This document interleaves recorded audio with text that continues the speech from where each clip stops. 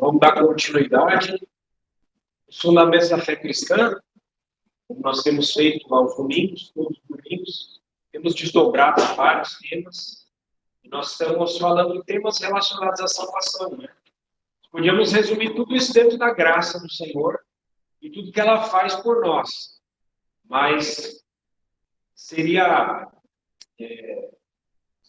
resumir demais, e tem pontos que não tem como deixar passar por batido, né? Então, na última vez foi falado sobre a justificação. Então, nós vamos dar um passo além essa manhã e falar sobre a regeneração. Regeneração. Então, o que é a regeneração afinal? Muito se fala, você é um crente regenerado, afinal, o que isso significa?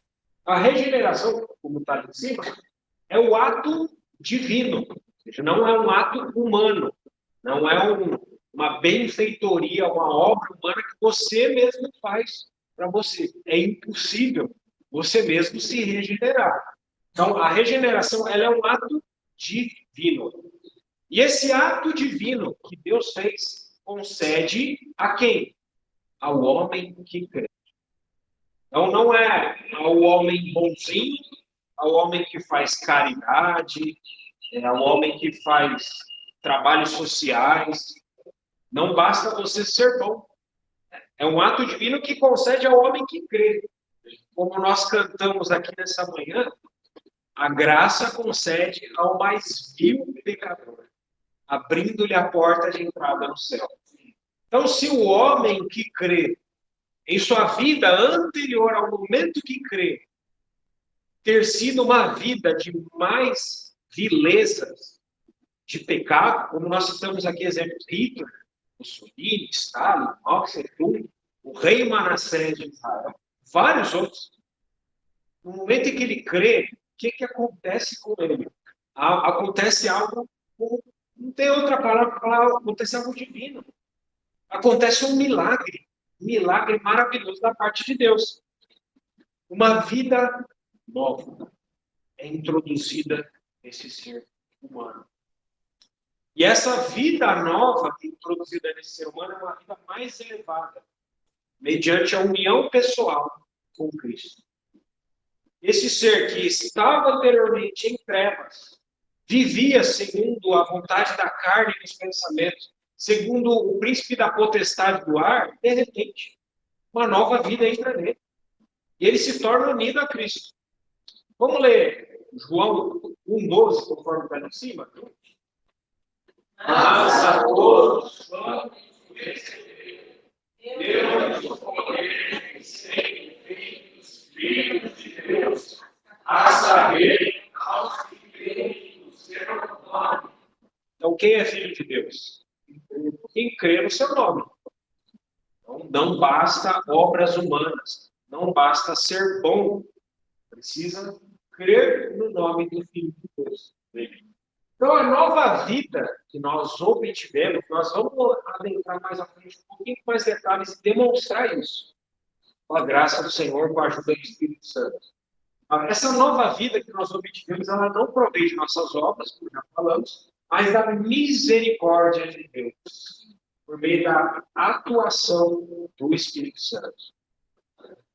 Então, conforme Tito 3,5, vamos ler esse versículo?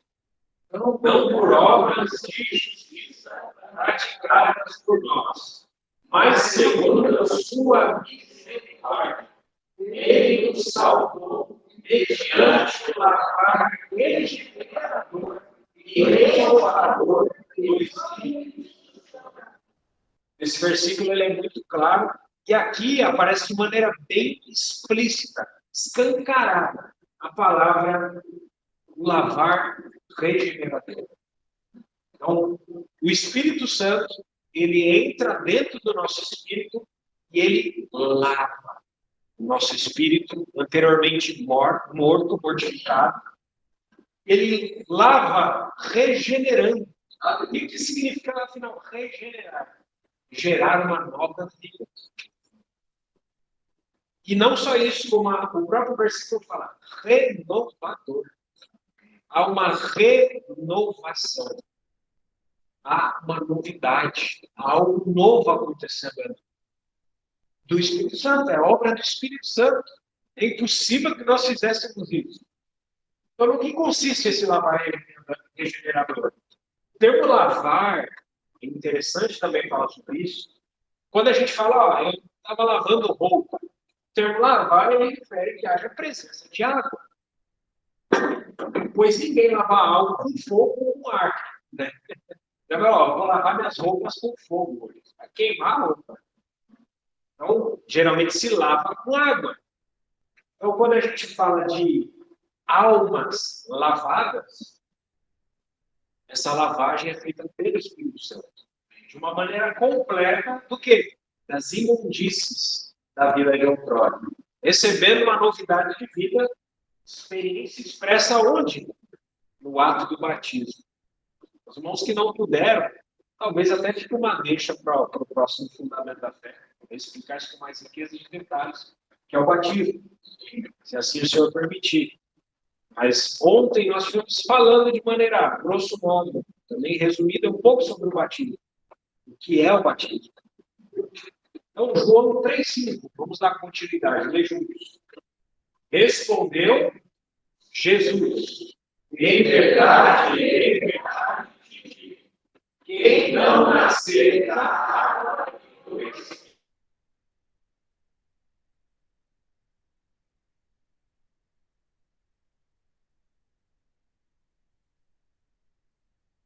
Não. Continuar também.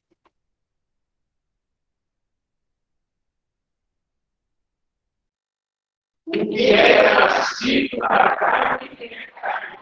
O que é nascido do Deus. Vocês estão dentro do contexto da conversa de Jesus, daquele grande mestre de Israel, Nicodemos. Nessa conversa, Jesus falou com Nicodemos. Nicodemos, é importante, importa-nos nascer de novo. E Nicodemos falou, mas como eu, sendo um homem velho, posso voltar ao ventre da minha mãe e nascer segunda vez? E o Senhor fala, tu és mestre de Israel, não entende dessas coisas? Quando o Senhor falando de coisas terrenas, você não entende? Que dirá de falar de coisas celestiais? Então, esse diálogo está introduzido dentro desse contexto, onde o Senhor Jesus estava falando para Nicodemos. Nicodemos, você nasceu da carne. E todos nós nascemos um dia da carne. Nascer das nossas mães, né? E dos nossos pais é nascer da carne. E quem nascer da carne é carne e vai perecer com a carne. A carne, ela é corrupta, ela se corrompe. Nossa carne um dia vai se corromper e vai morrer, porque há pecado na carne. E o Senhor fala para Nicodemos, eu não estou falando do nascimento carnal, Nicodemos. Não estou falando do nascimento dos seus pais. Estou falando do nascimento da água e do Espírito. Nascimento da água e do Espírito.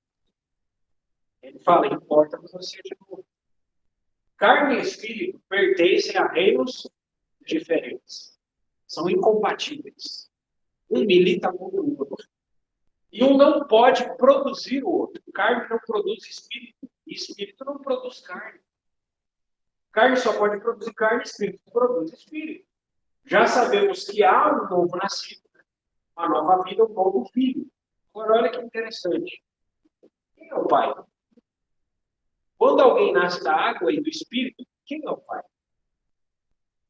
Quem foi que gerou esse novo filho? A resposta está em 1 João 5. Podemos ler juntos?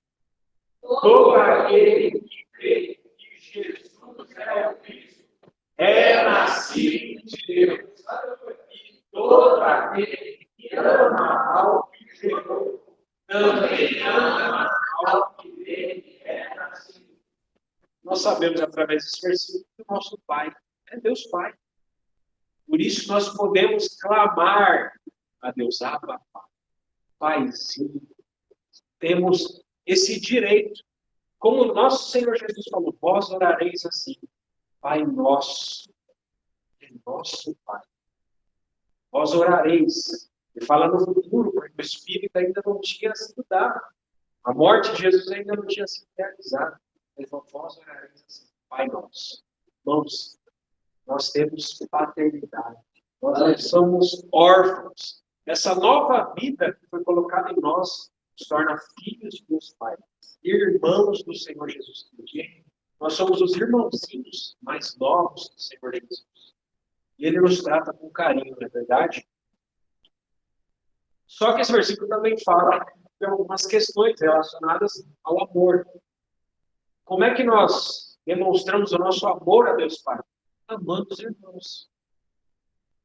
João mesmo fala, se você não ama os irmãos, você não ama a Deus.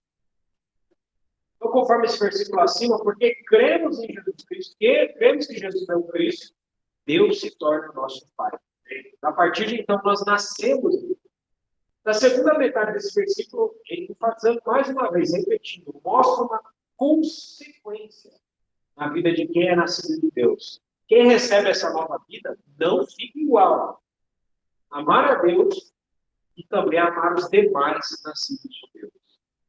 Então, o resultado prático na vida de todo regenerado é uma transformação radical da pessoa, em sua natureza, seu caráter, seus desejos, seu propósito. Pessoas que eram usuários de crack, não conseguiam vencer o crack. Quando creram em Jesus Cristo, de repente largaram a pedra de crack. Há muitos testemunhos, fumantes, cigarro, álcool e N coisas, N vícios. A nova vida entra a uma mudança. Aleluia. Então, conforme esse versículo, nós nascemos do Senhor. Nós amamos os irmãos. Da mesma forma como Deus vive com o barro inanimado no jardim do Éden, criando o primeiro homem Adão, fazendo vivo para o mundo físico, assim também na regeneração, Deus vivifica o nosso espírito humano que estava mortificado, aonde seus delitos e seus pecados, e nos torna vivos para as realidades do mundo espiritual. Esse ato de ressurreição espiritual é simbolizado no batismo das águas. A regeneração é a grande mudança que Deus opera no espírito humano quando vive, quando ele o levanta da morte do pecado para a vida de justiça. Atos de justiça. A verdade central da regeneração é que o crente é uma nova criatura e foi separado do seu passado, introduzida num novo futuro, um novo destino. Nosso destino é a glória, irmãos. Essa nova vida deseja nos glorificar. Então, da mesma forma como falar inglês não te torna um cidadão britânico, ser uma boa pessoa apenas, enfatizando isso mais uma vez, porque há falsos ensinos do meio cristão. Fala que você não precisa crer em Jesus. Não precisa, não. Basta você frequentar o culto, escuta música boa aqui. Então, falar inglês, da mesma forma que falar inglês não torna você um cidadão britânico, você ser uma pessoa boa na carne não te torna um cristão. É a nova vida que nos faz parecidos com Cristo. Não só isso, irmãos. Isso nos dá benefícios diante do nosso Senhor. Da mesma forma que um cidadão britânico tem as regalias, tem os direitos de cidadão britânico, nós, como filhos de Deus, temos os privilégios, uma herança celestial guardada para nós. Vou mostrar aqui basicamente um gráfico para os irmãos da doutrina chamada doutrina da tricotomia, ou o módulo tripartite, as nossas três partes do homem. Isso não sou eu que estou inventando, está aqui na Bíblia, um pouco mais abaixo do que deve ser. A gente até pode ler junto esses versículos. Primeira Tessalonicenses 5:23. Ali abaixo, depois a gente volta no gráfico. Aqui embaixo. 1 Tessalonicenses 5:23. O mesmo Deus da paz vos santifique em tudo, e o vosso espírito, alma e corpo sejam conservados íntegros e irrepreensíveis na vinda do nosso Senhor Jesus. A palavra de Deus mostra que nós somos seres tripartidos. Temos três partes. Como ocorre a regeneração? Agora vamos um pouco grave. A gente termina com o último versículo. Então, Um ser humano morto em seus delitos e pecados, não regenerado, essa parte aqui, a parte mais profunda, o espírito humano, está mortificado. Ele está inoperante. Ele não atua. O espírito humano ele tem três partes ali: comunhão, intuição, consciência. Essa parte está mortificada. Então, esse ser humano que não conhece a Deus, não crê em Jesus Cristo, ele vive baseado na alma, baseado no corpo. O que nós temos no corpo? Nossos cinco sentidos: visão, audição, tato, paladar e olfato. Então, de acordo com aquilo que você vê, nossa, eu quero tal coisa porque eu vi tal coisa. Você vive sujeito aos ditames do seu corpo. Você é um escravo do corpo. Você é um escravo da tua visão, da sua audição. Nossa, eu escutei tal coisa. Ah, eu quero tal coisa. Tato, paladar e olfato. Nós somos escravos dos nossos corpos e escravos da nossa alma, com mente, vontade e emoção. Escravos de pensamentos, de deliberações na nossa mente. Escravos da nossa imaginação, que pode ser fértil, extremamente fértil, pensando em N coisas, pensando mal dos outros, exercendo juízos variados sobre as pessoas, sentindo coisas e tendo vontade de fazer diversas coisas. E nada disso está relacionado a Deus. Nada disso pode agradar a Deus. Nada um ser humano, apenas com alma e corpo atuantes, pode agradar a Deus. Tanto que Deus não escolheu nenhuma dessas duas partes, a princípio, para ele entrar no homem. Então, quando o homem ele é regenerado, aonde que essa nova vida vai habitar no homem? No Espírito. Essa nova vida entra dentro do Espírito humano. E o próprio Espírito Santo vem habitar-nos. O próprio Espírito Santo nos preenche. E aí, daqui em diante, é uma questão de nós permitirmos que o Senhor nos transforme. Ele vai nos transformar de dentro para fora. O trabalho de Satanás é o inverso. É de fora para dentro. A corrupção de Satanás é de fora para dentro. O trabalho de Deus sempre é de dentro para fora. Por isso que a palavra de Deus fala: temos este tesouro em vasos de barro, para que a excelência seja do poder, excelência do poder seja de Deus e não de nós. Irmãos, algo tesouro dentro de nós. Algo maravilhoso dentro de nós. Essa nova vida ela é extremamente valiosa. Como alguns irmãos falaram no passado, existe uma bomba atômica dentro de nós. E se nós soubermos racioná-la, isso vai colocar esse mundo de ponta cabeça. Fala no livro de Atos, esses que transtornaram o mundo chegaram até nós. Se nós soubermos usar essa nova vida que está dentro de nós, essa vida ela quer se expandir no nosso espírito, não quer apenas ficar na nossa intuição, comunhão e consciência, mas ela quer invadir a nossa mente. Um campo de batalha onde Satanás muitas vezes vem introduzir pensamentos. Muitas vezes há pensamentos que não são nossos e que nós não podemos respeitá-los. Então, nos utilizando dessa nova vida que está em nós podemos rejeitar pensamentos colocados por Satanás. As nossas emoções também precisam ser saturadas por essa vida e a nossa vontade. E, a partir dela, o nosso corpo exteriorizará. Isso não foi feito aqui nessa manhã. Nossos louvores, aquele penúltimo canto que nós cantamos, exaltado, exaltado, exaltado. Dá vontade de cantar 2 horas. A gente vai ver aí em Atos lá, aquelas pessoas que clamaram 2 horas adianas dos Efésios, né? Dá vontade de cantar 2 horas. Nosso espírito nos conclama a adorar ao Senhor. E adorando o Senhor, nós somos transformados de glória em glória. Então, basicamente, muito poderia ser explicado, mas a nossa ideia é ser rápidos aqui no tempo. O Senhor ele se expande do nosso espírito a partir dessa nova vida, ele penetra aqui, se expande para a nossa alma, por fim até para o nosso corpo.